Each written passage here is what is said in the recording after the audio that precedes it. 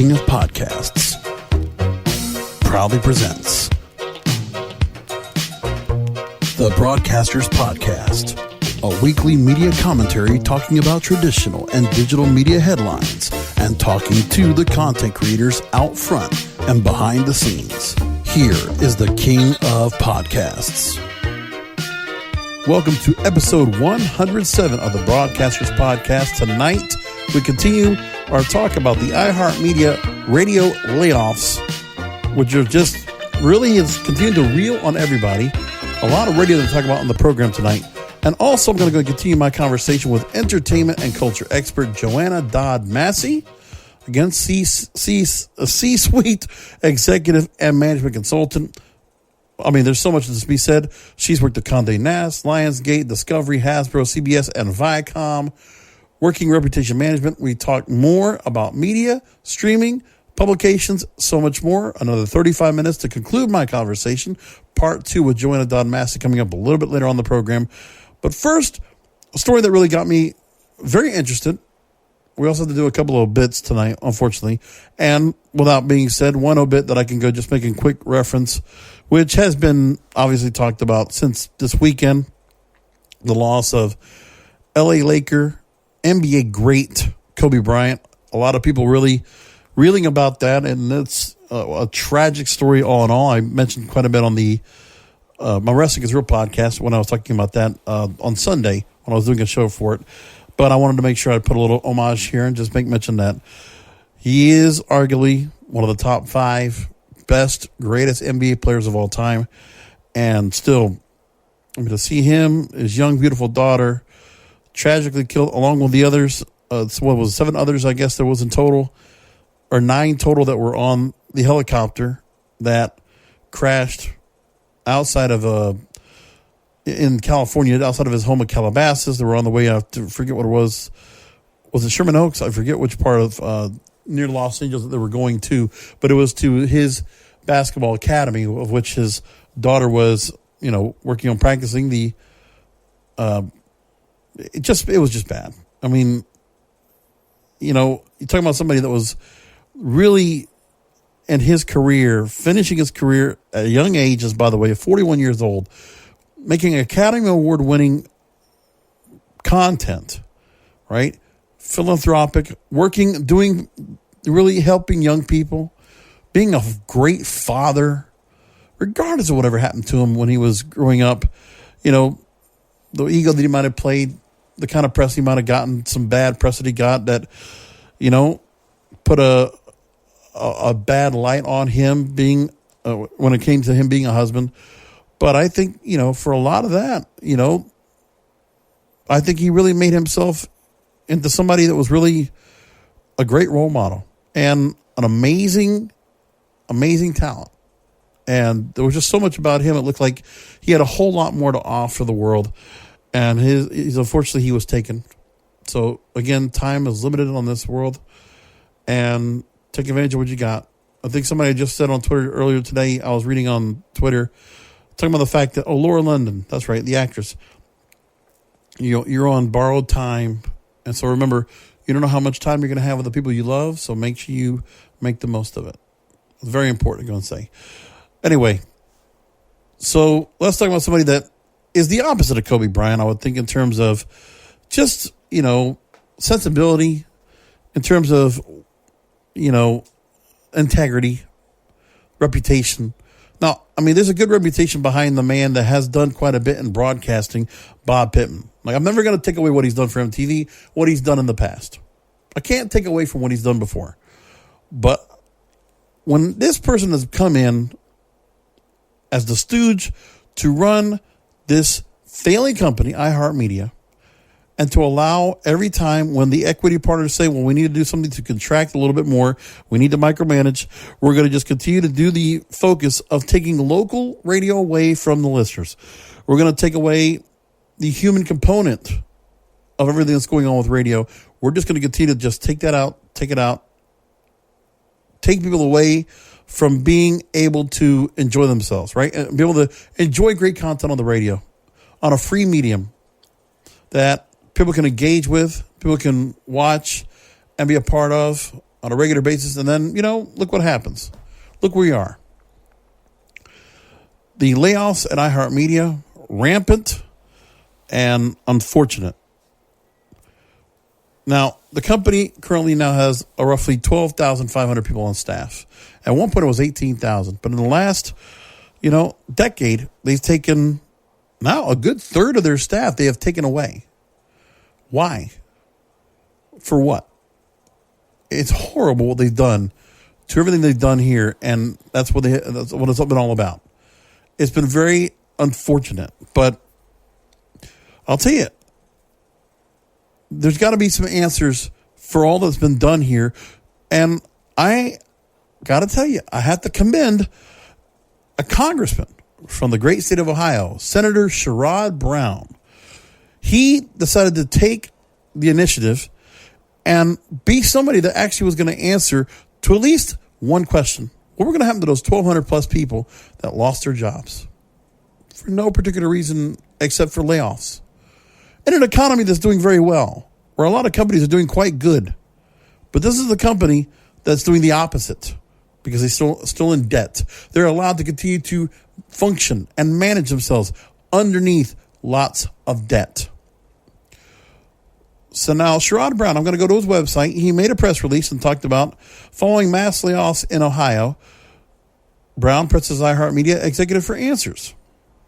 So now, according to the press release, after CEO Bob Pittman collected millions in bonuses before the 2018 bankruptcy, Senator Sherrod Brown is asking company leadership how they plan to help lay off workers. So, specifically, he's talking about stations across Ohio, where there's a Cleveland.com story that was posted 2 weeks ago mentioning that through a dozen radio stations in the Cleveland and Akron Canton market, they were going to be seeing a bunch of personalities going away. Some people being there for as long as 18 years. And it was crazy. And of course, remember, according to the announcement of the layoffs, iHeartMedia said it would reorganize the company into 4 divisions and leverage advancements made into technology and artificial intelligence to consolidate all aspects of its business, from programming and podcasts to marketing and sales.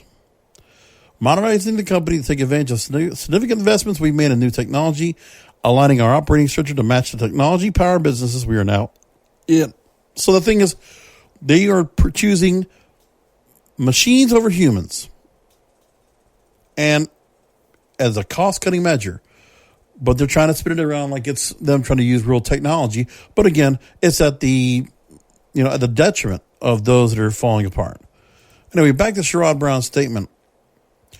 Brown said, going farther into the quote that he says, "It is difficult enough, quote, to understand the decision to continue the hollowing out of local media outlets by laying off disc jockeys in smaller communities. But it is particularly difficult to make sense of this decision, given that it came after a significant increase in the company's executive compensation over the last few years." End quote. I love that he actually mentioned that. Now, in the letter, and I want to read this letter. I'll tell you, this is calling out the true thief of the room. And listen, and Bob Pittman's just playing the game. But again, what kind of integrity, what kind of morals do you have? Well, you're just going to take millions of dollars instead of, having a company, taking a portion of that millions. Listen, it's not like you can't get millions of dollars in bonuses, but earn those bonuses, right? When the money's coming in. How about reinvesting some of the money that you would have gotten, okay, to the amount of $1.25 million. How about giving that over as a bonus? Giving some of the bonus back to the staff.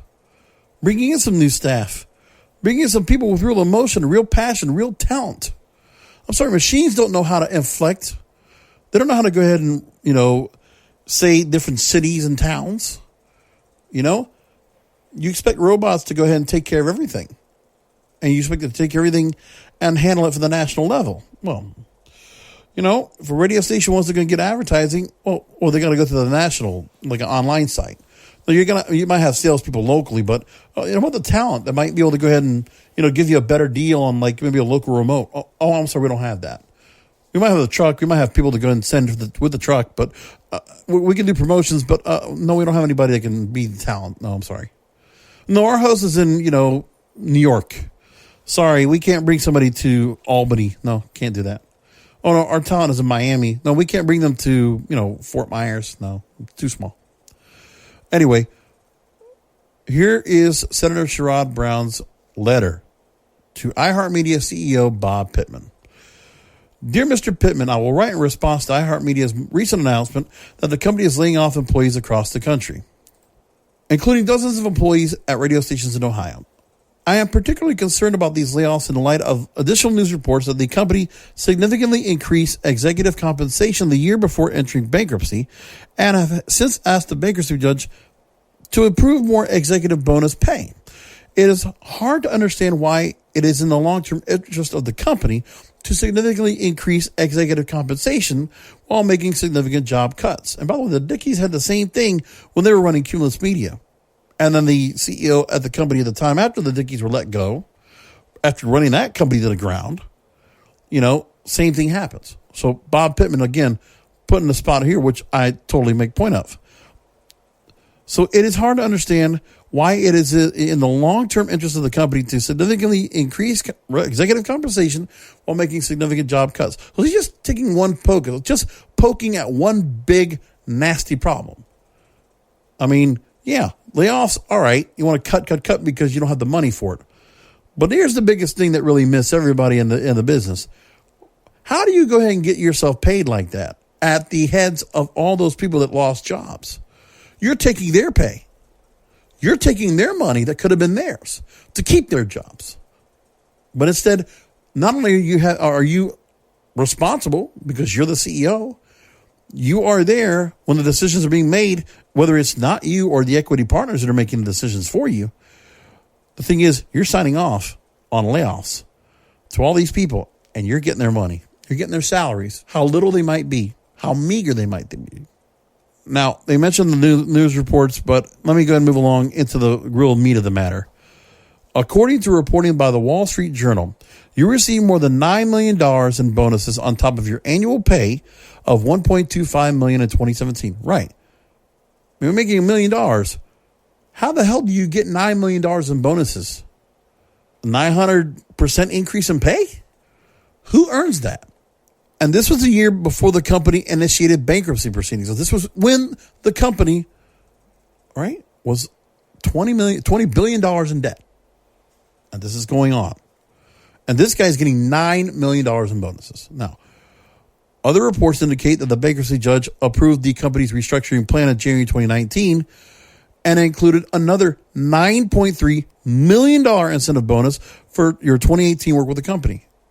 I ask you to answer the following questions to help the affected workers better understand the company's justification for these two seemingly contradictory decisions. So, again, I love what Sherrod Brown here, Senator Brown, kudos to you. You are calling the man out. And I would love to see if iHeartMedia CEO, Radio Inc.'s Radio Executive of the Year, I want to see if he's going to answer these questions. Here's what he's asking.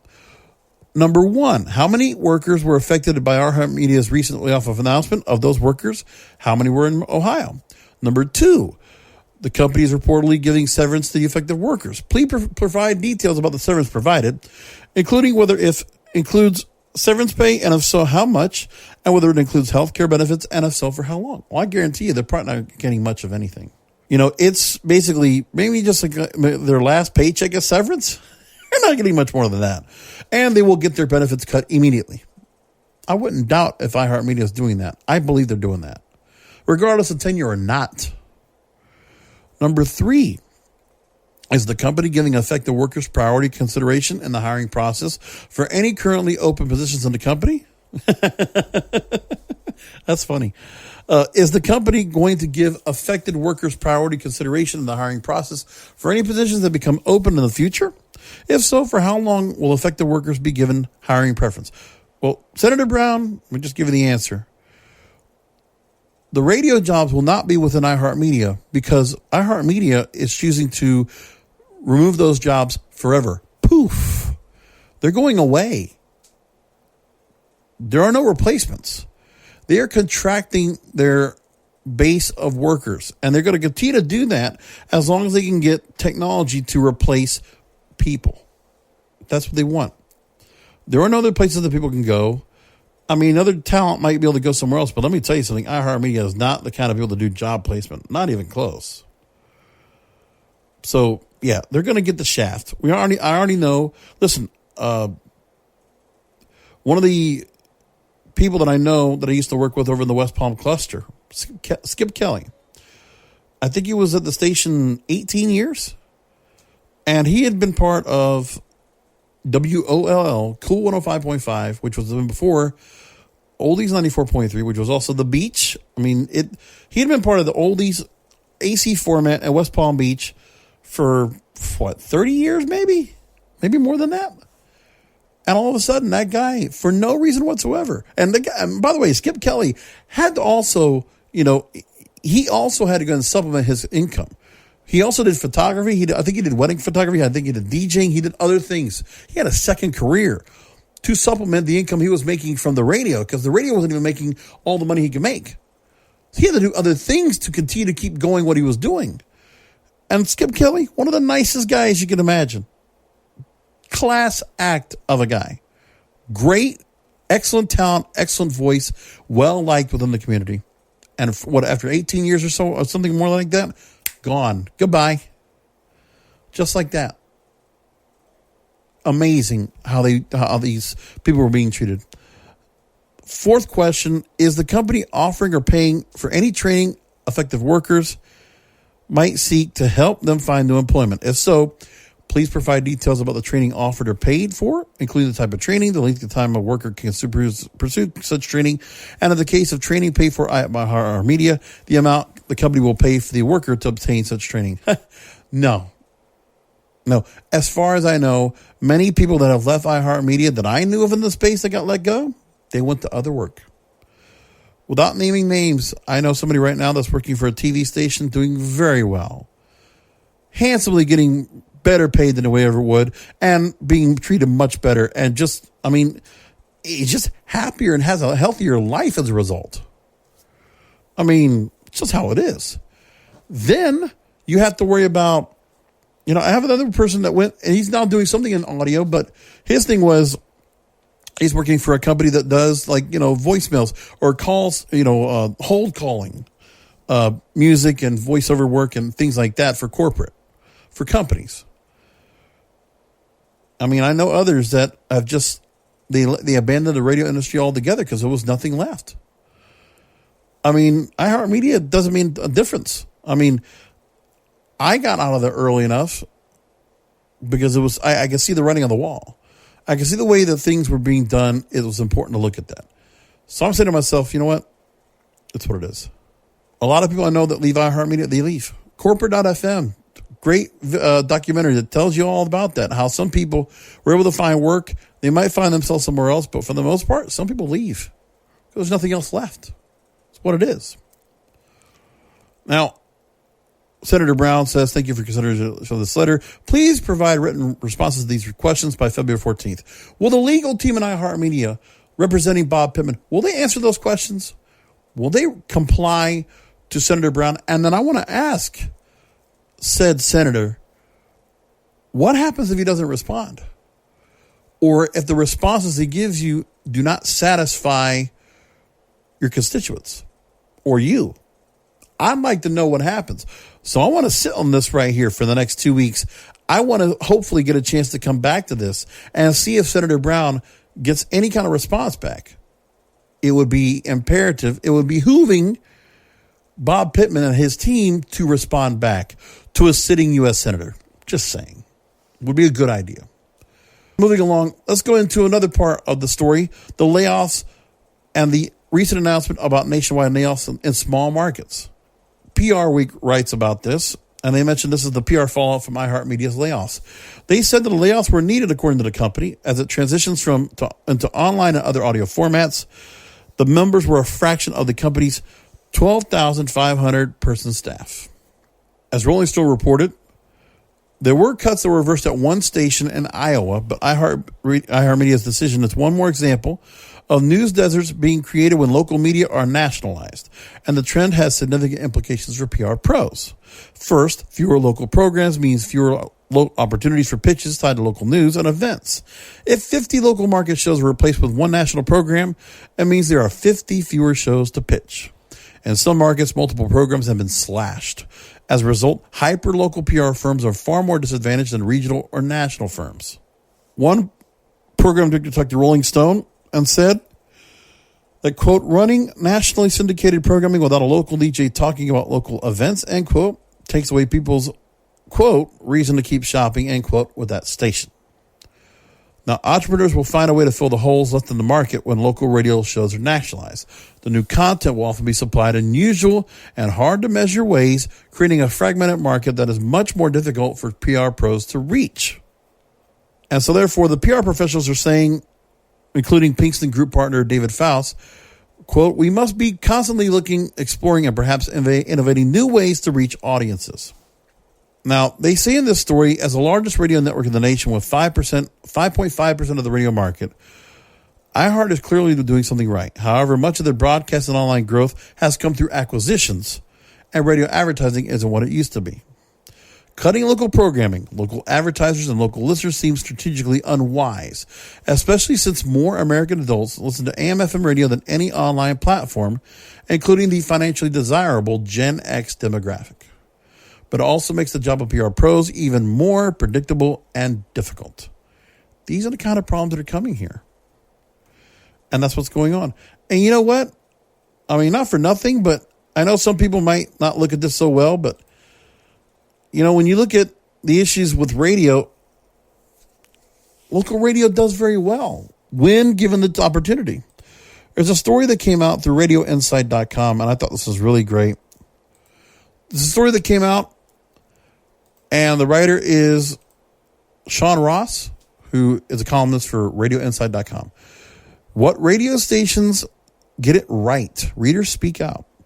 So Sean Ross talks about where he talked to his group of Facebook friends to name one radio station other than their own station or clients that does very well. Any market size, commercial, non-commercial. Because in the last year, Sean Ross talked about his annual list of intriguing stations that emphasizes new launches or station comebacks from the previous year, but not a focus on stations that are routinely great. So he wanted to see about the depth and the quality spread across their portfolio, which are local stations that might be, owned by certain entities, but they're able to do things that really make the stations intriguing, as he calls it. So there are about 200 stations that made this particular, unorganized, but, curated list, if you will. So there's a lot of stations that are classic rock or AC or, for an older crowd that actually do really well. So some of the stations they talk about, you have one that talks about classic hits, WCBS FM in New York, a listener favorite. It's called the tightest, brightest on air in the country. A programmer, Mark Dillon, says, quotes, the station demonstrates what this wonderful, much maligned medium can still do. WCBS FM remains a favorite for radio people like the Jock's Jock, Broadway Bill Lee, who still runs afternoons on the station. Lee chimed in with his own endorsement, sister station K-Earth 101 in Los Angeles. These stations have been programmed the same way for years. At one point, WCBS was taken away to become Jack FM, to only immediately be brought back as New York's greatest hit station. And it's because they use jingles. They use a style where these stations encompass people that were part of the original top 40 era of radio in New York or Los Angeles. If you look at these stations, you have people that are still around that were around for years before. Another station that was a popular rock station, which was originally a Howard Stern station, WMMR in Philadelphia. It's continuously live and local 24/7, even overnight. Then you have a station they mentioned, WDHA in Morristown, New Jersey, a local station for me, but I've started to appreciate their uniqueness again, and they received several mentions. Again, live and local. Then you have a country station that mentions in the list. That's KSOP-FM Z104 in Salt Lake City, Utah. Quote, locally owned and operated and staffed with lots of live and local content. In this station, They mentioned how they played John Party's 70s sounding Heartache Medication and back sold it energetically as the number one country song this week. It was a flashback in an entirely 2020 appropriate way. Taking what radio has always been and still being able to do it today. I actually looked at some stations, and I was going on Tune and other places to look at the stations they were talking about. One station that I mentioned on here was a station called Candy 95.1. Candy. It's a very interesting name for a station, a moniker. But it is a station that runs out of College Station, Texas, home of Texas A&M University, and it's very targeted towards the dorms, to the students. Aggie Land, as they call it. A very interesting station. I listened to it for about half an hour. You know, they had weather checks. They had traffic checks. And you heard real live people doing the programming. It didn't sound like they recorded off some kind of a voice track thing. And it was great. And it was smooth. And you heard it, and the music would just come along. Different feeling music also, because they also did not play like a standard playlist, like a premium choice list that we were talking about a couple weeks ago that an iHeartMedia would do. And that's what they did. And honestly, Candy. And you look at the logo, it's such a cool looking old school logo with a peppermint candy on the dot for the .1. I think it's just a cool sounding station. It sounds good. And I just think that, you know, another station they're talking about is a mainstream AC station in Honolulu called KSSK. According to a programmer, quote, it's about as close to an old school full service AC as you'll find in 2020. Heritage morning show, news updates throughout the day, traffic every 10 minutes in drive time, a unique music library that includes Hawaiian favorites, of course, but also aggressive on currents and a blend of golds you won't hear on any other iHeart AC. You play to your market. You don't just play the same stuff in Hawaii that you would play in Florida. It's a different story. New York and LA, different markets. Play to your market, play it different. Not just one playlist for everybody. Unless you're going to nationalize it and you're going to make it one point, and then you create shifts or time slots that are localized. But they didn't want to do that. Well, this is what they get. Very interesting. Okay, a few other stories I want to bring up in radio, and we're going to get into TV next. So, Ajit Pai, he's the Federal Communications Commission chairman. He now has been given a tool to go after pirate radio stations, which, by the way, if you know the story, you've seen the movie Pirate Radio, Philip Seymour Hoffman and others, right? Where the reason BBC Radio 1 or BBC Radio was brought into play to create a pop station, the government created a pop station, was to go ahead and counteract the popularity of a station that was broadcasting out in the sea on a ship and broadcasting back to England for people to listen to the newest music that was going on. Pirate radio, I have a fascination to it because I did it. I didn't own one, but I can say I did get to be a part of one, of a couple of them, because it was a chance to be on the radio and I was serving the neighborhood. It was nice to play music that people asked for, and I got to go and do some fun stuff for a couple different stations.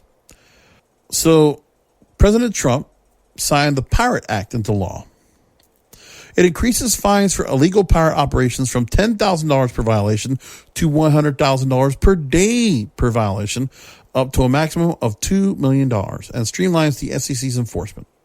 And so Ajit Pai, the FCC chairman, said that pirate radio is unlawful, period.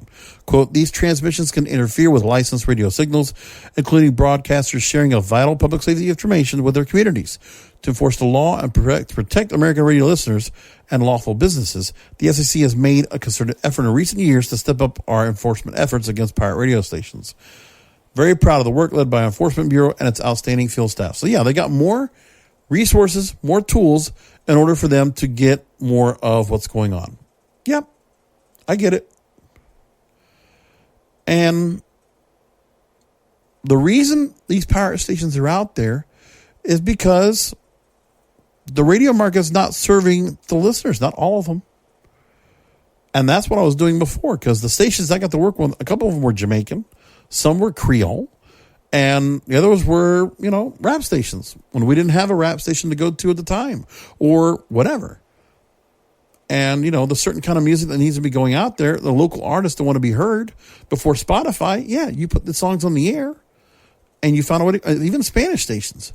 Those kind of stations, I remember hearing at one point 10, 15, 20 stations in South Florida. Maybe more than that at one point back in the 90s. You'd hear power stations all over the place and brand new music being broken before anybody else did. And that's all those pirate radio stations. It is not because of the fact that all these stations can't afford to go ahead and get a signal. There's no signals available because of the monopoly that there is. So even when you have all the transmitters that have been brought up, all the smaller class, class C or whatever, low power FMs that have been allocated, which, by the way, some certain companies out there, like the Electronic Media Foundation, they bought them to buy to create them in the K-Love stations, all little small teapot stations to get the K-Love format out everywhere. And they've done that. And other companies did the same thing. So they're able to go and acquire all the signals that were available under low power FM, and that's what they did. And also, remember, the FCC charges so much for what they were doing, but then they got rid of the main studio rule to make it a little bit easier for people to go ahead and program stations wherever they wanted. But this is, again, a radio thing where pirate radio is responding back to the lack of ability to have the airwaves go back to the public. So good for, the FCC to be able to go and crack down on pirate radio stations. But what they also need to be doing, if they're going to be able to crack down on pirate radio stations, they need to start regulating back to the media, because then you need to be able to serve the public. Because you might not like the nefarious ways that some of these stations are broadcasting and interfering with other signals. Well, that means these other stations need to get their shit together. Just saying. Okay, a couple more stories, and we'll go to Joanna Dodd Massey in my part 2 of my interview with her. A couple other things I want to also talk about in the radio, the TV world that had come up. A couple of obituaries, unfortunately, we have to go out with tonight. Well, first of all, I want to go ahead and talk to you about kingofamazon.com. If you want to help out this little podcast right here, the Broadcasters Podcast, most importantly, I am still growing this show, and I would love to get more people to listen to it and watch it. So remember, the show is available to be subscribed upon. You can actually go ahead and send along to people. It's on Apple Podcasts, Google Podcasts, Stitcher, Spotify, iHeartRadio. It's everywhere you can find it. It's out there. Look for it. Honestly, how many other shows do you know that are like this, that are talking about the media like I'm talking about it? And by all means, if you have anything you want to bring to the table, I don't need to just do this show without all of you wanting to go ahead and contribute. By all means, I like contributions. Please feel free to go and reach out to me, kingofpodcasts@yahoo.com, kingofpodcasts@yahoo.com. If you have anything you want to bring up to the table and say, okay, you know what, this is a subject I'd love you to talk about. If you want to be a guest on the program, you want to recommend a guest, I'd love to hear your input, hear your feedback. It would be great, because I would be open to different things in the media that should be talked about. And I'm not afraid to go and do that. I'd like to open my eyes to new different areas that I should talk about. It's up to you. I'd love to hear from you. I'm always looking to find out what really interests me, but I also want to obviously see what interests you. So by all means, please email me or follow me on Facebook and Twitter at King of Podcasts. Please do that. And again, if you want to help out the show, you can donate to the show. I have a Cash App, $ King of All Podcasts. PayPal is paypal.me/King of Podcasts if you want to help out that way. And if you also want to help out in a great way, you can always go to my Amazon page, kingofamazon.com. So anything you want to buy from Amazon, kingofamazon.com. Some of you are podcasters. I know that you listen to the show. You want to find some great podcast equipment, then go look for it on there. I just bought me a new pop filter, one of the little curved ones that you use with a little rubber band, and it has like a triple layer of padding to it. I get me that right now. Also, give me a new USB cord so I can plug into this computer right here into my microphone, which I will not disclose what I use as a secret, as the method of my madness to make this show sound as good as it does. And there's a lot of great stuff on Amazon to go buy. Seriously, the ideas of what you could go buy on Amazon that you need to buy, whether you want to buy groceries for yourself, if you want to just buy, think about it. It's an everything department store.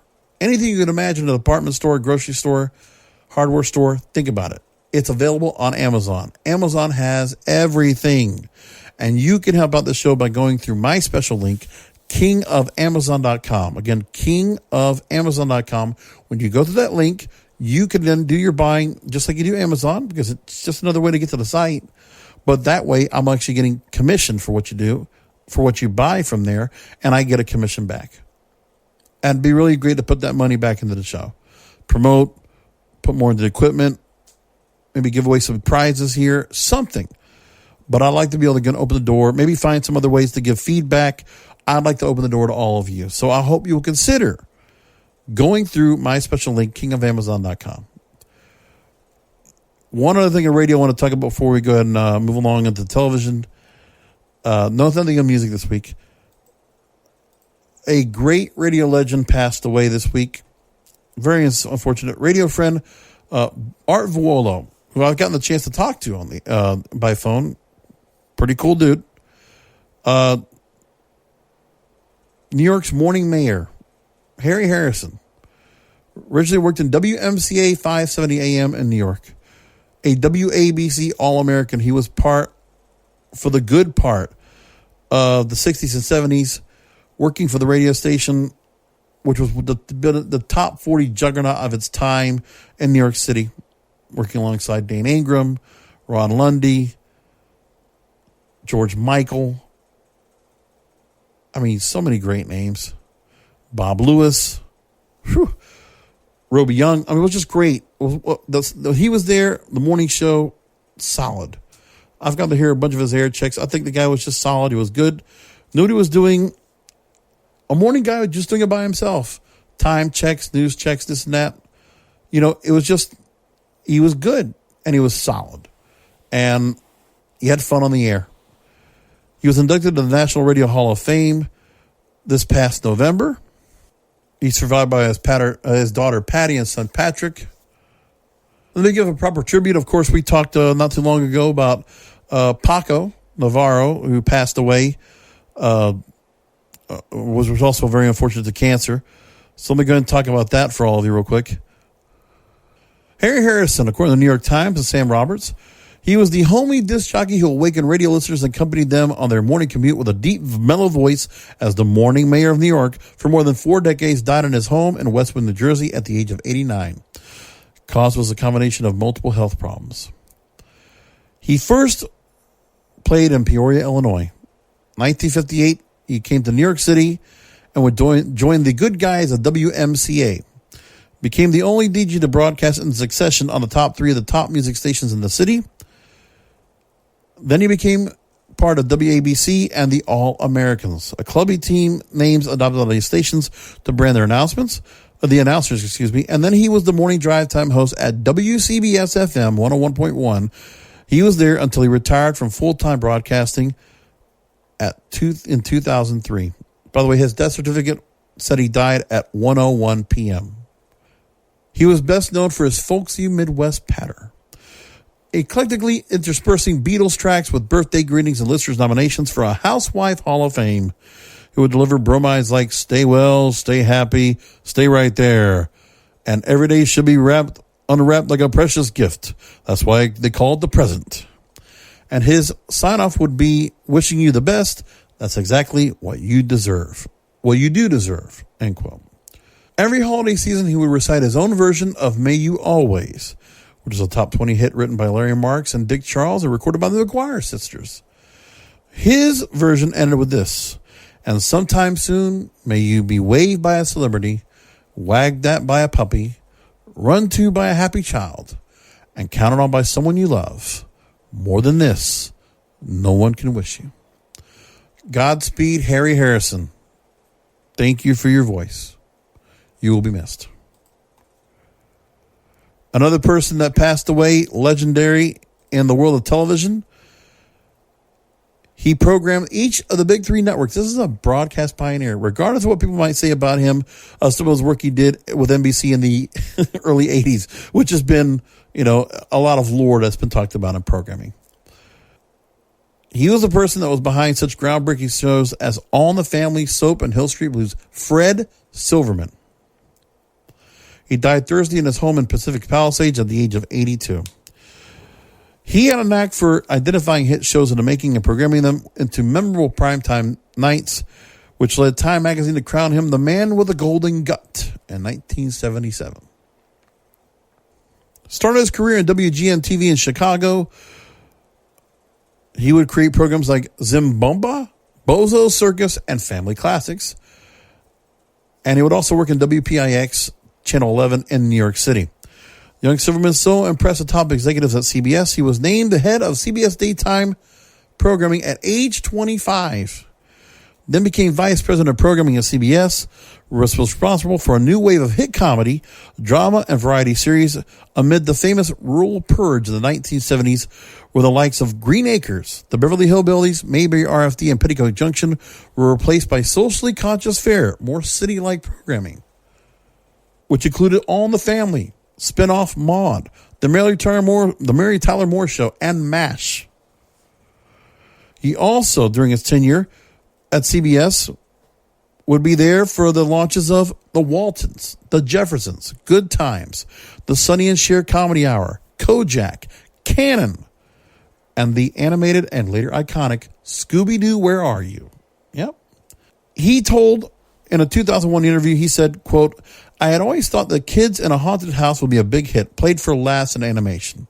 I developed a show with Hanna-Barbera, and there was a dog in there, but the dog was in the background. It was much more serious. The CBS president, Frank Stanton, said, quote, we can't put that on the air. It's just too frightening. I booked the red eye, and I couldn't sleep. I'm listening to music, and as we're landing, Frank Sinatra comes on. I hear him say, Scooby-Dooby-Doo. And at that point, I said, that's it. We'll take the dog. We'll call it Scooby-Doo. That's pretty genius.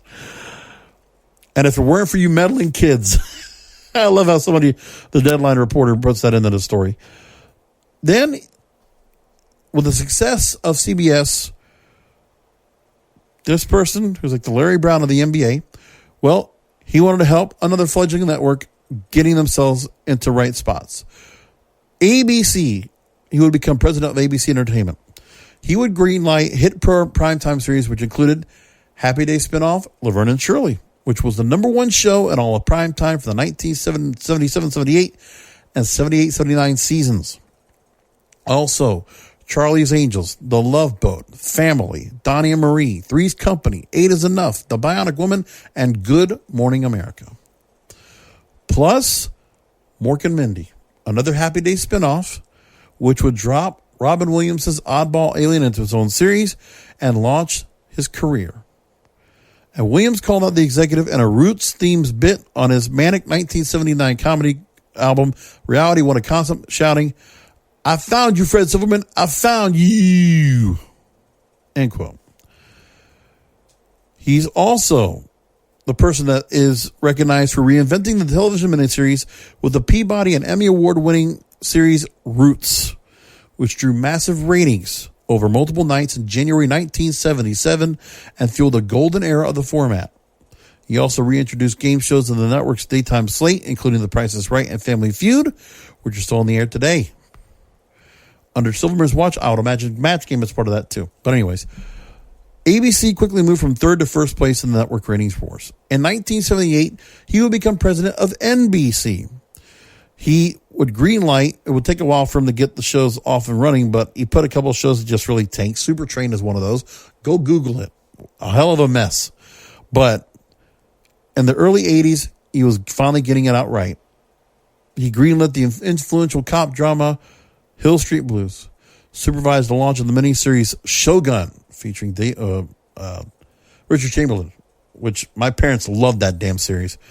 I still haven't a chance to watch it. I've seen bits and pieces of it, but it's an amazing looking series if you get a chance to look for it.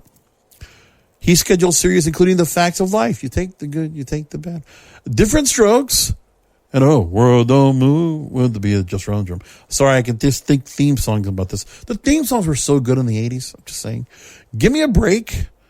And reality forebear Real People. He also was credited with revitalizing NBC's news division, which means drop John Chancellor in favor of Tom Brokaw. And also Today's Show, getting a real boost as it did, with Brian Gumbel, Jane Pauley. That change also happened in the early 80s and that's really, the current incarnation today. Silverman was also spoofed by John Belushi in a 1978 Saturday Night Live sketch about TV programming. Wasn't the only time SNL would poke fun. Also, if you need to go and find out poking fun, this guy took a lot of criticism. Just look up Fred Silverman and Al Franken. It was because of Al Franken that Saturday Night Live took a big hit in their lineup in 1980, 1981, and it took a while for that show to finally pick itself back up. Just saying. He also produced 2 other dramas that starred former iNetwork series frontmen Carol O'Connor in The Heat of the Night and Canon star William Conrad in Jake and the Fat Man, from which Diagnosis Murder was spun off. The Dick Van Dyke stuff, right? He also revived CBS's Perry Mason as a TV movie series that again starred Raymond Burr. And, brought that show back. Brought that character back and really did well. Now, Silverman was never nominated for an Emmy or Golden Globe as a producer. In 1995, he received the Women in Film Lucy Award, recognizing excellence and innovation in creative works that have enhanced the perception of women through the medium of television. The Academy of Television Arts and Sciences inducted him into their Hall of Fame in 1999. He received the Publicist Guild's Showman of the Year Award in 1991.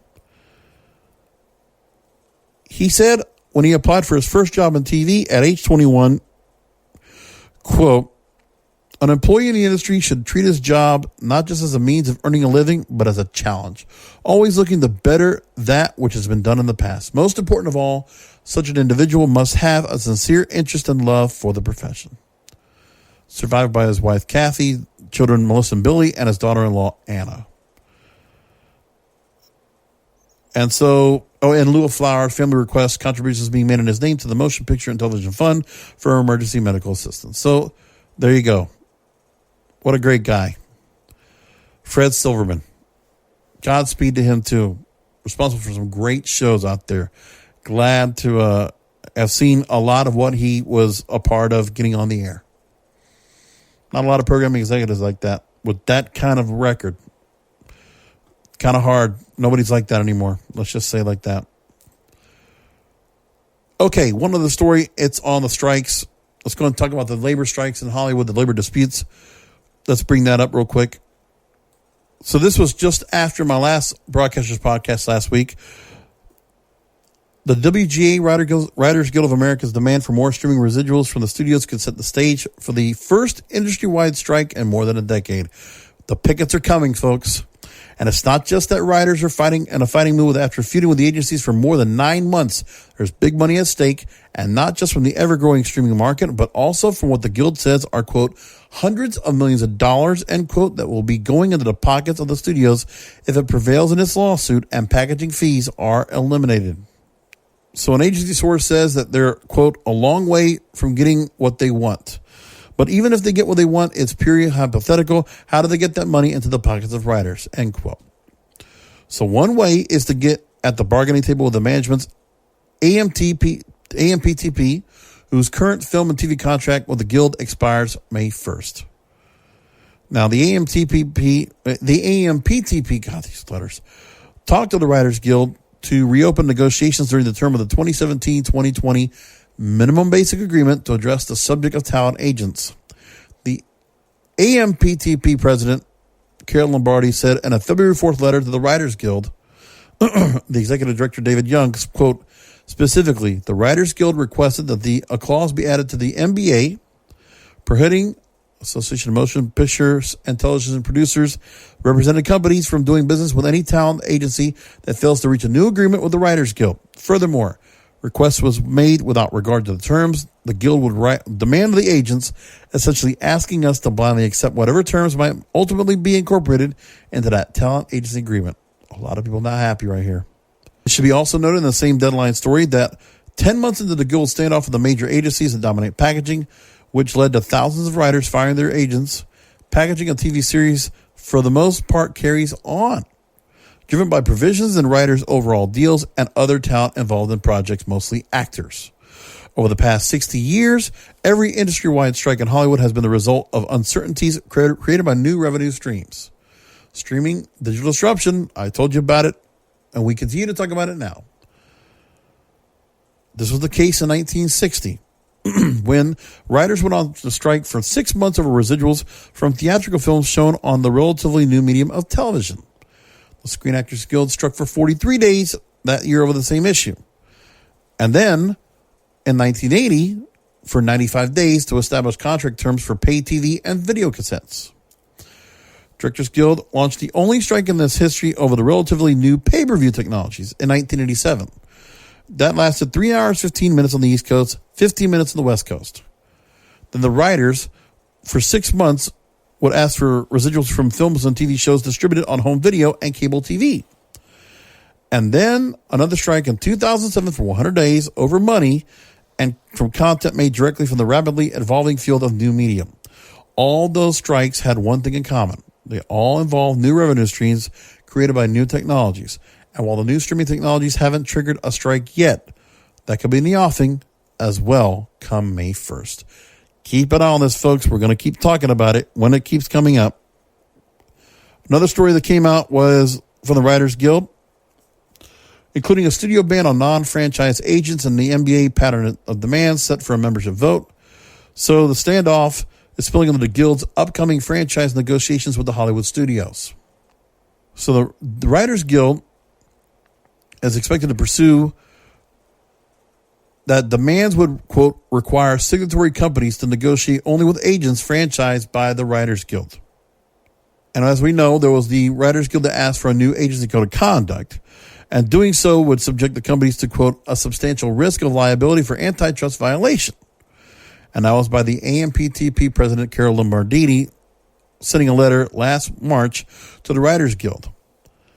And then we just talked about the minimum basic agreement. And there's just so much more to talk about with this, but I'm going to just leave it alone. It's a mess right now. So I don't know what's going to happen. I don't see any real answer to this. And once again, I want to talk to some more people that can talk to me about the labor disputes. I might have to go find somebody legally to help me out to go ahead and answer these questions, because I am really curious about what's happening here. This might not be the most sexiest thing in the world because nobody's talking about it. But, you know, this is not the coronavirus. It's not impeachment. But for me, damn it, this is very important. And so I want to get to the bottom of this. And I hope with your help, if you want to go ahead and reach out to me, kingofpodcasts@yahoo.com, you're welcome to do so. Okay, let's get into part 2 of my extraordinary interview with culture expert Joanna Dodd Massey here on the Broadcasters Podcast. More about this area with streaming media and the issues of the labor unions and what digital disruption is going to be doing right now. She was part of it in the early days of trying to get networks and cable networks to get themselves online and to get themselves integrated into the new digital age.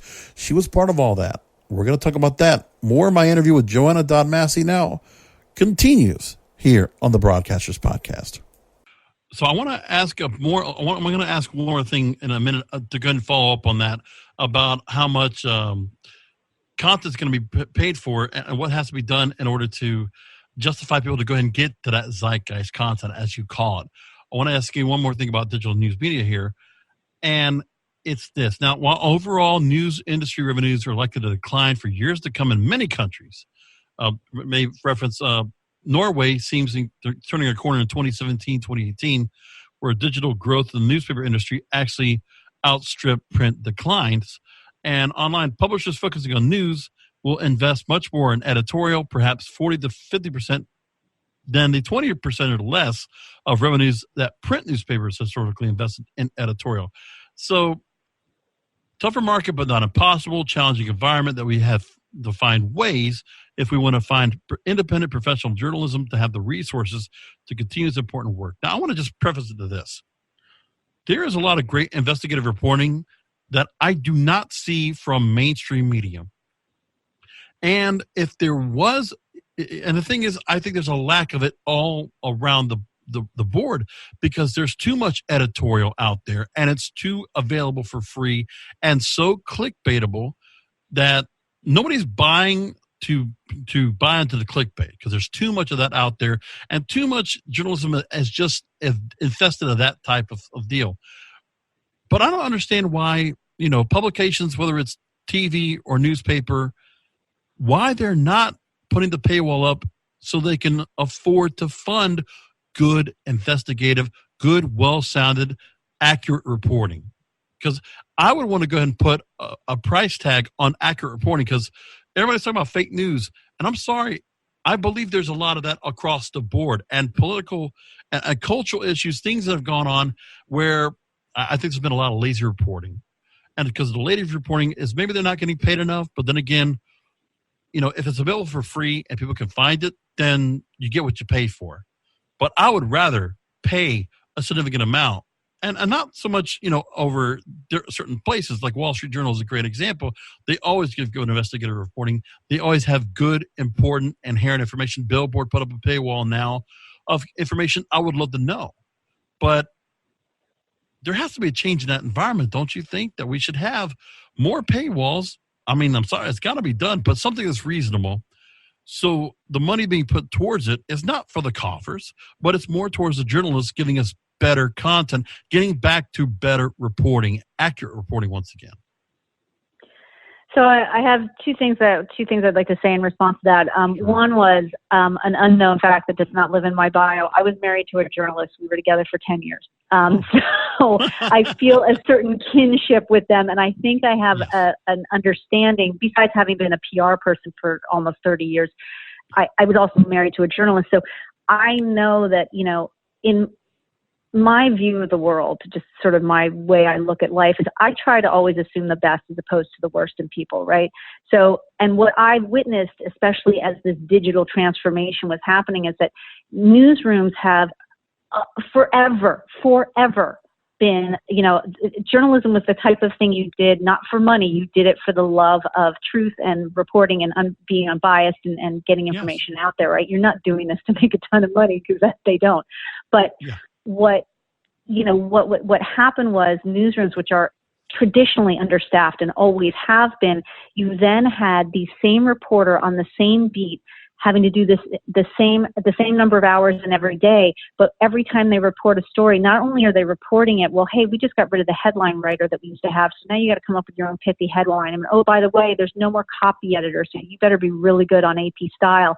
And P.S., once you file your story, don't forget to put it on Twitter and on Instagram, and push it out on your own socials as well, right? So it's and P.S., your job went from, hi, I got to file I'm on deadline because it's, 5 p.m. and the paper goes to bed at 8, to you're 24/7, 365, the light's never off because we're digital. So I don't think it's that I don't believe it's that anybody for the most part wants to do a sloppy job. I truly believe it's so underfunded. To your point, why don't we put up a paywall? And I would say that, it goes back to that idea that I think we might be heading there. I think you're right. And the reason I think we might be heading there is exactly because of the fake news problem, because people, there is a perception that if you are paying for it, there's a certain level of quality there that doesn't exist if you're not. So it could be moving in that direction. That's still to be determined. I think that it's interesting. It's an interesting conundrum because in my book, I actually tell there's a story that truly happened to me. And my book is, about culture shock, right? Yeah. It's about all these different generations. And I was at an event. I was standing next to a 70-year-old man and a 30-year-old man. And the 30-year-old worked on Wall Street at a bank. He was wearing a bow tie. I mean, everything about this person screamed, I read the Wall Street Journal in the morning and I've got CNBC on, behind me all day long. Right? Yeah. And the older gentleman said something, I can't remember what it was. It has to do with, the news. And the younger man said, oh, I don't read, I don't subscribe to anything. And the older gentleman's like mouth agape. And I'm just sitting there nodding because I'm an expert in millennials and Gen Z. And I know exactly what this young man's about to say and what he said. And the gentleman says, if you don't subscribe to anything and you don't proactively see, like you don't have a paper, you don't go to that, where are you getting your news? And he goes, oh, I don't get the news. The news comes to me. Oh. And the 70-year-old was like, what are you talking about? And he said, there's a bunch of aggregator sites. I can go to anything, Drudge Report, for example, and I can see everything I need to see. and Apple, the Apple widget, the Apple News widget pushes to me.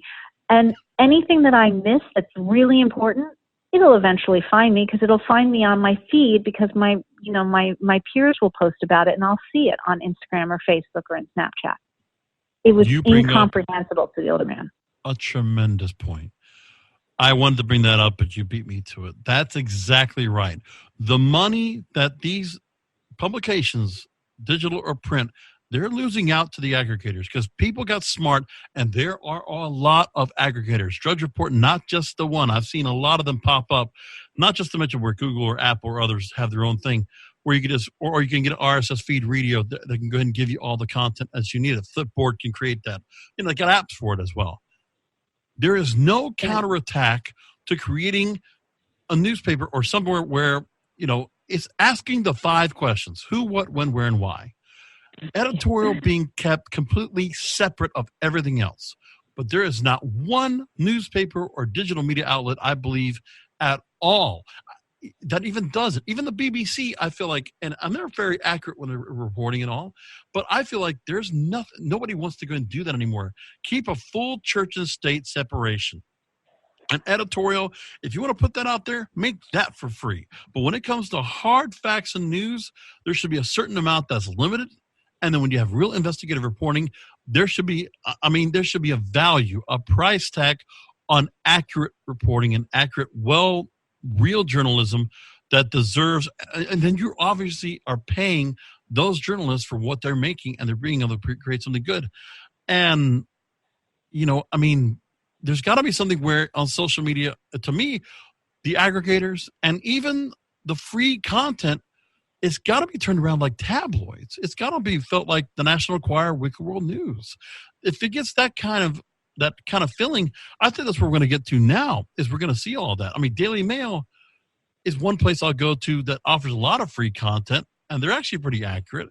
But for the most part, there's too many times where I'm talking about hearing people talking about, does this need to be put through like a lie detector test? Is it going to go through NewsGuard? Is it reputable? But not only is it reputable, are you going to see a story that comes out from the New York Times or the Washington Post that offers the retraction at a proper amount of time? Are we going to see that? I don't know. But we don't need to be having certain journalistic sources that are not accountable and not quick to the jump when they are, misappropriating wrong stories and facts and not giving proper sources, that the money should be put down. And honestly, there should be a purge of journalists that are not acting in good faith. That also needs to happen too. We need a complete purge of all that. Just like I would like to think there should be a complete purge in Washington, D.C., because there's a whole corrupt establishment there. I feel like the same thing's going on with journalism. We need a purge back to local. I think citizen journalism is very good, and I think they're trying to do that as well. But I think we need to get back to something like that. It's interesting. You bring up a good point, and yet, and it's a dichotomy that we live in the United States, because we live in a society that has freedom of speech, and we've created platforms where it used to be right that you were heard if you had access to a gatekeeper, meaning radio, television news, newspaper, magazine. Today, you can be heard just simply by paying a few bucks, getting online, starting a blog, going on, having a social media app, being on Facebook, on Twitter, on Instagram, whatever. Today, anybody can speak to the public. And there is no gatekeeper anymore in that way. And so, and as a society, we have a vested interest in protecting freedom of speech, but we also have a vested interest in a vested interest in guarding the freedom of the press, which are two freedoms that our Constitution allows for. The question then becomes, how in a digital era do you do that? And that's something where it's moving faster than we've been able to wrap our arms around. Joanna, but I also think we'll jump in get real there. quick there, because I have 2 questions I want to ask you that segue perfectly into this. So you have said the following about this when it regards to cancel culture. This goes right into what you're talking about here. Today, quote, lives and livelihoods are destroyed in minutes because we're quick to assume the worst past judgment. And react with anger and vitriol on social media. Yes, social media has given us, the public, a voice that we did not previously have. And thanks to the internet with its multitudinous chat group, blogs, and websites dedicated to every topic under the sun, there are no longer gatekeepers to freedom of expression. And that's what she said, quote unquote. So when I ask you, that's brilliant. Who wrote that? Exactly. So I have a two-part question. A, why is there a lack of gatekeepers as you explained it? And B, do you feel like a lot of public figures lack the representation or guidance from family or friends when confronted with ridicule and the way they handle it? Two separate questions. Let me start with A. The lack of gatekeepers, basically, the gatekeeper used to be if I, Joanna Massey, not a politician, not a celebrity, if I wanted to tell my story, let's say about sexual harassment in the workplace or something I thought was fair, give my opinion on a political issue, I would have to go to a reporter at a newspaper like the New York Times or the Los Angeles Times, or I'd have to go to a TV news station like, local Channel 5 News or whatever. Yeah. And they would want to have to listen to me. Now, why would they listen to me if I was just regular, Jane Doe on the street? They don't know me. They would rather hear from the politician, the business tycoon, or the celebrity, right? So it was really hard for someone like me to have a voice. Today, that gatekeeper no longer exists because in order to have a voice, I can, like I said, I can have a website with a blog. I can put it on social media. There are podcasts and people like you who would want to hear what I have to say because there are so many podcasts now and there's so many opportunities for us to have a dialogue in a public way that never existed before this. And that's why I say the gatekeepers are pretty much gone. Now, in terms of your second question, which has to do with celebrity and maybe even politicians, who, public figures, basically, do they lack representation or guidance? Absolutely not. I don't think that's the case at all. Just to use a couple of recent pop culture examples, Kevin Hart, right? He was supposed to be the host of the Academy Awards in February of 2019. Yes. Right? Some old tweets surfaced that were homophobic in nature, and he had previously apologized for them, and he had apologized several times for them, and he got annoyed those tweets surfaced, and that they were being brought up again just as he was about to realize a dream of hosting the Academy Awards. Like, this was a thing that he wanted to do. And in the morning, on Instagram, he took a video of himself with a reply that was, not only was it not an apology, it was actually aggressively not an apology. He didn't run that by his family first. He didn't run that by his publicist. There have been follow-up stories in the trade magazines, Hollywood Reporter, Variety, and whatnot, talking to the people around him. He just did it because that's what you can do. You have Instagram on your phone. Your phone is next to your bed. Like, the moment strikes and you do it. It's not that he wasn't surrounded by good people who wanted to protect him and guide him. It was in that moment he didn't turn to it. Same thing happened to Roseanne Barr. Yeah. Right? Yeah. In 2017.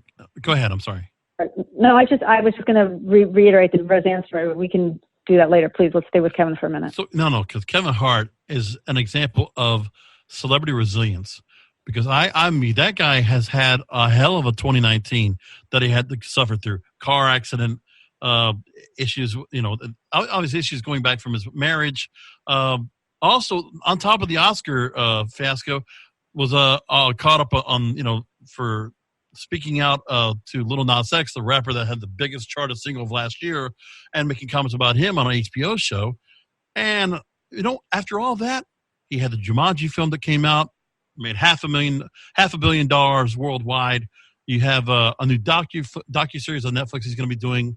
He's doing just fine. I mean, he survived it all. So people can actually make it, and I just think there's some people that can just overpower. But then again, the culture that we have right now is allowing – nobody's pushing back and saying, we don't want the salacious clickbait stories. We don't need all this gossip. Like, why are we going after people? Why are people so upset that we have to go ahead and, just ridicule and mock and just anytime we could find somebody to be put down, let's do that. And as a result, look what's happened as well. Because of Kevin Hart and the whole issue with the Oscars, they're not even going to have a host this year as well. It's really immaturity among people in cancel culture itself, and it happens too much. I mean, in so many different areas. It's allowed, and I feel like it's starting to go away. I feel like it's starting to fade because people just can't tolerate this kind of this nuisance across the board. People are going to be held accountable when they need to be held accountable, but God, when you're saying stuff that was from years ago, can we forgive people at all? Yeah, that's a really excellent point. And you bring up something that I talk about a lot in my Culture Shock book, which is that, we have to allow people to be human. So to pull in that Roseanne Barr example that I was about to talk about, this is another side of it. Her tweet that she sent out, it was about Valerie Jarrett, who had worked in the Obama administration, and she made what she called a joke. The tweet was sent somewhere around 2:00 in the morning, right? So you first look at the timing of that tweet. Okay, what was going on that she was on Twitter at that point? Obviously, who knows? But, she sent out an inappropriate comment that compared Valerie Jarrett to Planet of the Apes. It was taken as a racist remark. ABC, which had the Roseanne show at the time, it was the second iteration of the Roseanne show, #1 television show on all networks, on all television. Yeah. Within hours, okay, canceled fired Roseanne and canceled the show. 200 people out of work instantly. And put out, Sarah Gilbert, Roseanne's co-star, along with ABC and Wanda Sykes, who was a consulting producer on the show, all issuing Twitter remarks that were shaming and blaming Roseanne. How dare she? This is horrible. This is not, does not follow our values, blah, blah, blah. That's because the celebrities are being, there are people above them that are being told what to say. Because with Roseanne, she's lightning in a bottle. I mean, you know what you're going to get. And the thing was, political bias. Absolutely. I think the ABC's the executives, they just said, well, we'll just wait for the first moment we can go and get rid of her. And they found it. And somebody was able to say, okay, perfect. Here's our out. And as if they didn't care that 14 million people watched that show. Well, it was 14 million, and I think it still stayed above 10 million people watching that show every week, first run. And you can't even get that for a special sometimes now on network TV. So people were still willing to go ahead and go back to the old medium to watch.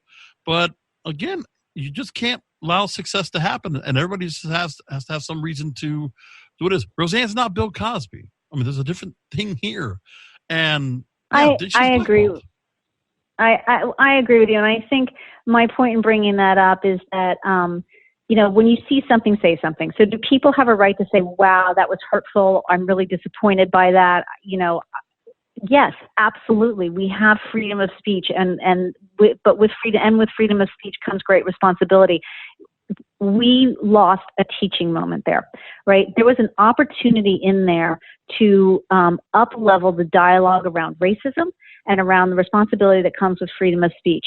And instead, what happens when we blame and shame is that as human beings, we become more defensive and we dig into our positions even further. And a year later, Roseanne did an interview, I believe it was with the Washington Post, and she did an interview, and she and her family firmly believe that she was fired because of her politics.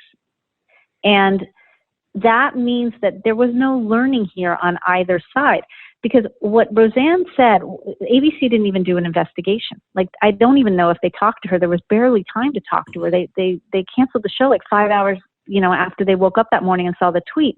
Yeah. And she later said, look, it was really bad phrasing and a bad joke, and I apologize. I was actually trying to speak out about anti-Semitism, I was not being racist. And if you look at Roseanne's history and what she's covered on that show, she is not racist. She had just done an episode that season about a Muslim couple that moved next door to her, and there was a scene in a grocery store where a clerk was really rude to the Muslim woman, and Roseanne stood up for her and paid for her food and then said, I'm going to tell your manager, because when you see something, say something, and that's not right.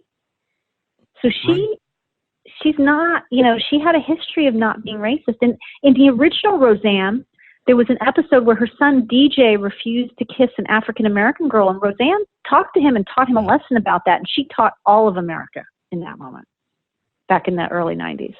So I just feel like when we get defensive and we have these like no tolerance policies and we slam the door shut and we do it in a very public way of blaming and shaming and ostracizing, that we're losing opportunities to up-level the conversation. I realize that some of these things are really difficult to talk about, but when we need to get to a point, which I advocate in the book, and I talk about ways that we can do it, where we are, ask the other person why they believe what they believe instead of attacking them for believing it, and asking them, instead of impulsively assuming the worst, ask them what they meant by what they're saying and see if you can't get to the bottom of it to tease out the real reason. Because her real reason was actually to support anti-Semitism. Bad way of doing it, but like allow human beings to be human and learn from their mistakes.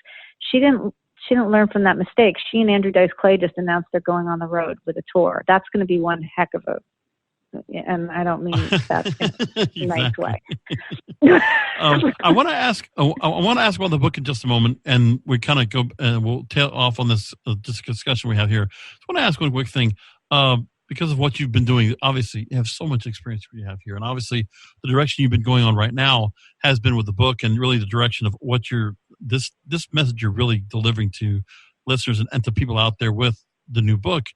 You're also doing a lot when it comes to not just your PR work, but also empowering women. So I want to ask you, I also noticed that you're also managing director of Golden Seeds, a nationwide female-led investment firm that's invested $115 million in 150 female-run businesses. Go ahead and expand first a little bit about Golden Seeds and the emphasis of female empowerment and entrepreneurship that you're doing. Thank you so much. Golden Seeds is a wonderful organization. Like you said, it's an angel investment firm. So that means that we come in at very early stages of a business. We invest in female-led businesses. Now, there can also be a male in the business, but there has to be a woman who is either a founder or a co-founder or has a significant equity stake, meaning she has a significant amount of ownership in this business.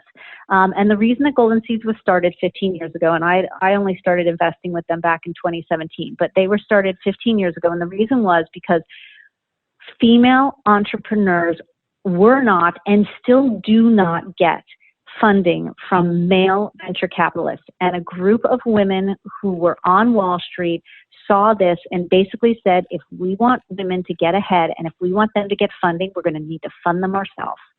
And so it was a completely new concept back when Golden Seeds started to do it. And now there are other groups that do it.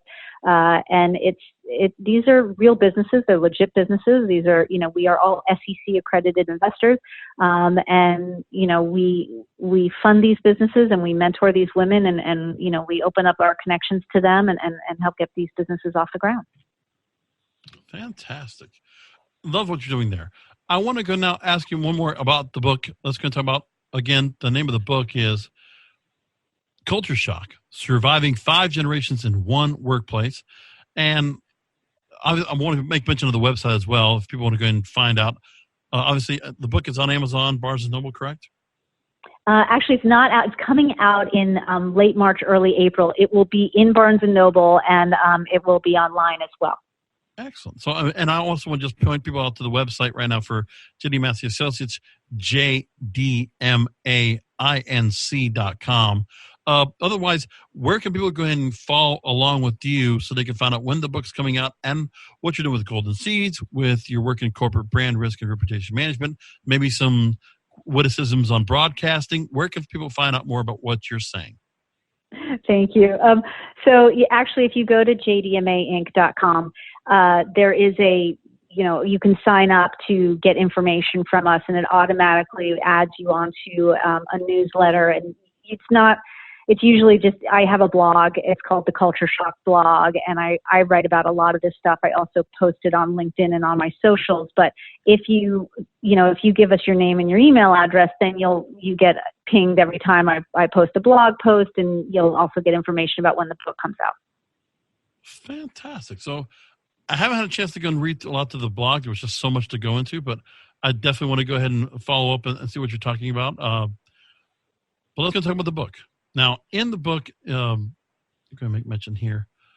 You brought up the following and said this, quote, "The changes I am talking about to up-level our emotional social interactions are about progress, not perfection. Imagine a scenario in business or on Twitter. Instead of reacting from defensiveness and anger while wagging our finger, what if we examine the other person's belief systems and our own belief systems? What if we ask the other person why they believe what they believe instead of attacking them for believing it? Instead of acting impulsively and assuming the worst in people, what if we assume the best? What if we allow both sides to speak and to be heard? What if the woke policies that now permeate business and academia are allowed to stay? But we let go of the rigid no-tolerance policies that do not allow people to be human, make mistakes, and learn from those mistakes." Now, when you wrote that, I mean, take me into what was the mindset you were going in? What were you seeing? What influenced you and fueled you to put this point across, which I absolutely agree with? A couple of things, but two specific incidents that had happened back to back when I wrote that. One was Joe Biden, who's running for president of the United States when I wrote it. And he basically had gotten called out by Time's Up and the Me Too movement for being really handsy with women. Right. And Joe Biden is a silent generation gentleman, right?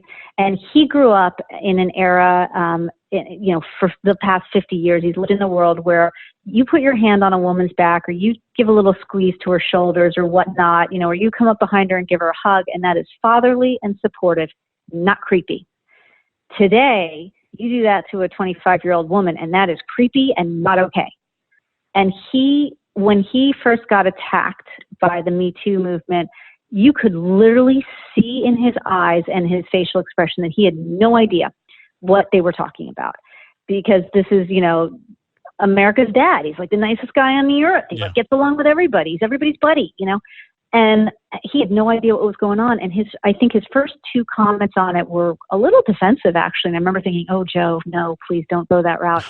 And his people got a hold of him really quickly because someone needed to explain it to him, because from his generational point of view, he couldn't understand what was happening.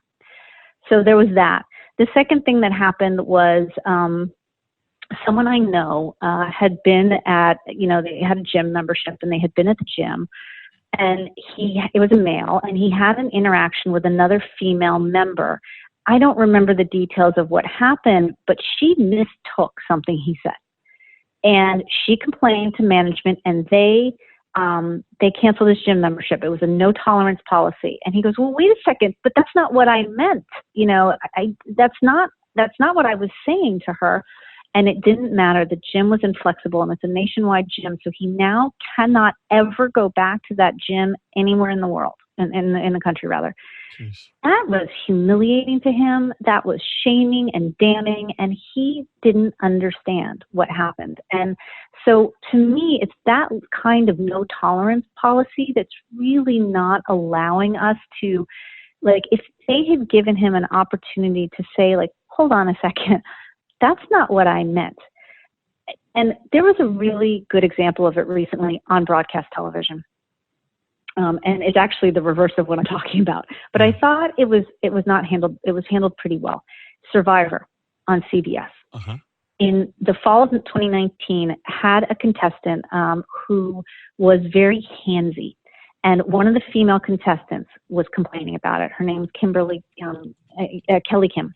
And she was complaining, and she was like, I don't like him touching me. It's weird. I don't like it.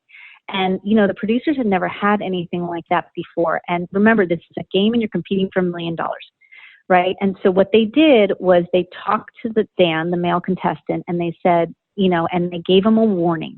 And he said, I'm so sorry. I had no idea. I certainly don't mean to make anyone uncomfortable. That is exactly the way these things should be handled, right? They gave him a warning. Now what happened was she got voted off the island, right? So she's now out of the game, right? Because it became part of the play. And on top of that, he wasn't able to stop that behavior, and something happened off camera with a crew member, and they actually had to dismiss him from the show. So he essentially got fired. Now, in theory, that was handled correctly, right? You talk to the person, they say that's not what I meant, they're given a warning, and then when they aren't able to abide by it, they're let go. The problem here was that there was money at stake, there was a game at stake, and isn't there always, though, right? You know, so in the final episode of Survivor, which they did taped instead of live, they've done it live every year except for this one, they did it taped, and it gave that female contestant an opportunity to say, I didn't feel heard. You know, she was really upset. She's like, you guys didn't believe me. You know, and the show had an opportunity to apologize to her and say, we've changed the rules as a result of the situation. But we're all learning as we go, right? You have to give everybody an opportunity to be heard, though. The man the accuser and the accused should both have an opportunity to be heard. And I've had my own situations with sexual harassment and sexual abuse, and I believe that. And, you know, that both of us should have the opportunity to be heard. I'm looking right now at the story, and it was, like you said, it was Dan Spilo, who was the contestant in, season 39 of Survivor. And I just saw the actual moment, and I get where it's coming from. The other thing also that's been pointed to light is we're seeing the new movie, well, not new now, but was released last year, Bombshell, that specifically talked about this kind of behavior, and it's no longer tolerated. It might have been at some point, but it should never have been accepted. Kind of that casting couch kind of mentality. And there's obviously, there are certain fights to have and certain things that should, I mean, overall, yes, no tolerance to it. But it's a very puritanistic kind of feel to people where they're just using it just to keep people down. And God forbid the double standard is put on anybody else that, oh, if somebody else, you know, if that same person did the same thing that they're being accused of, would they get the same kind of result? Will it be eye for an eye? We don't know about that, but that's an ongoing thing. Again, there are no gatekeepers. There's nobody out there, voices of reason, to help get us to a certain point so people can handle things better.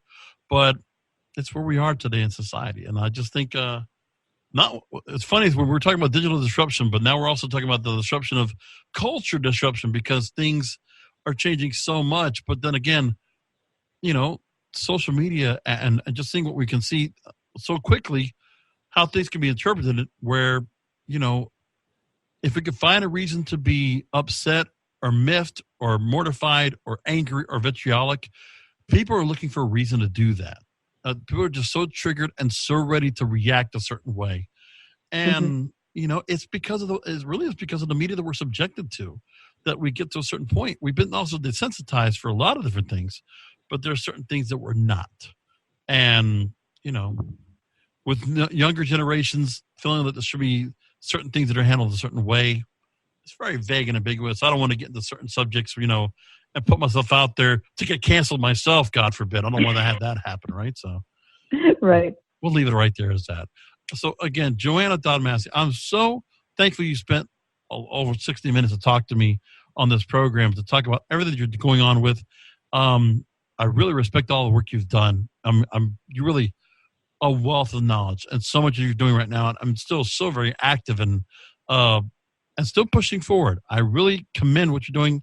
I feel so much in lockstep with what you said today. And thank you so much for making time to join us. Thank you. Thank you for having me. I enjoyed speaking with you. And there you have it. There's my interview with Joanna Dodd Massey. Once again, great interview with her. And if you want to go ahead and follow along with what she is doing right now, including a new book that she'll have out very soon, jdmainc.com.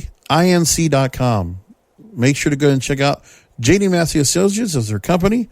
And you can also check out her Culture Shock blog, which again, you can also find at jdmainc.com. So we're going to leave it there. We'll be back next week for another Broadcasters Podcast, where I will go ahead and begin a 2-part interview of where I speak with Joshua Otten. He's the CEO of Ronin Content Services, the co-founder of Content and Original Productions at Prohibited. He's a content creator, servicing the digital disruptors of the world, internet companies, content providers, and others.